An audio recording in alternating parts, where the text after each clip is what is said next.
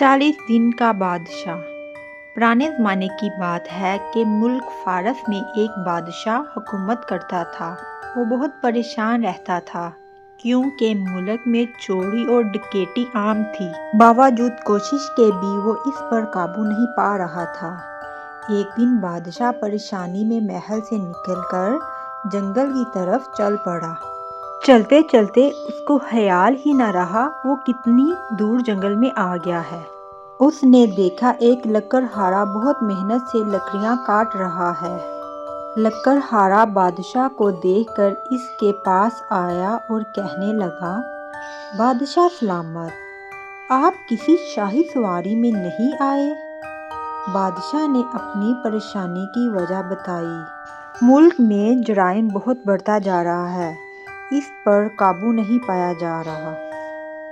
तो लकड़हारे ने बादशाह से कहा, अगर आप इजाज़त दें तो मैं कुछ अर्ज़ करूं। बादशाह ने सर हिलाया तो वो बोला, आप मुझे कुछ दिन मुल्क पर हुक्मरानी की इजाज़त दें। मुझे उम्मीद है कि ये बुराई ख़त्म हो जाएगी। बादशाह ने उसे बाहुशी इजाज़त दी। लकड़हारा बादशाह बन गया था।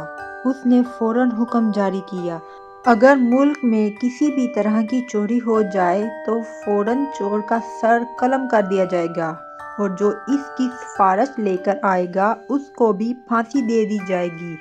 लोगों ने इस हुक्म पर तवज्जो न दी और अगले दिन किसी के घर से जेवर चोरी हो गए। बादशाह ने हुक्म दिया, चोर को फ़ौरन पकड़ा जाए और सिपाहियों से कहा कि चोर पकड़ने में नाकाम हुए तो उसकी जगह तुम्हें फांसी दे दी जाएगी। कुछ रोज गुजरने के बाद सिपाही चोर पकड़ने में कामयाब हो गए। इन्हें जेल में बंद कर दिया गया।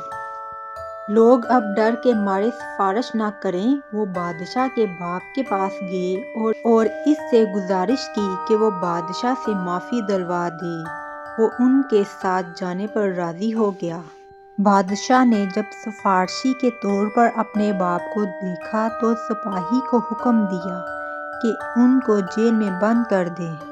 फिर असूल के मुताबिक जो हुक्म जारी किया गया था इसकी तकमील कर दी गई।